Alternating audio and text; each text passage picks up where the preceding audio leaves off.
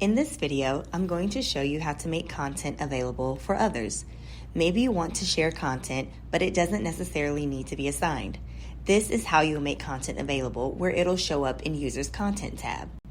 From your landing page, click on Admin at the top. In the left column, choose Folders and Content. Type in the name of the content you'd like to assign. To the right, choose the Edit button next to that content. On the left, select View and Edit Access. Click the plus sign and select Add View Only Access.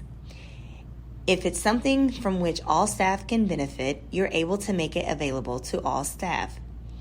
If it's not for everyone and just a specific group, you can choose a specific group. Please note that content is shared with groups only, not individuals. Once you've selected your group or groups, select Add Groups in the top right and then click Save. You're also able to remove that access if needed.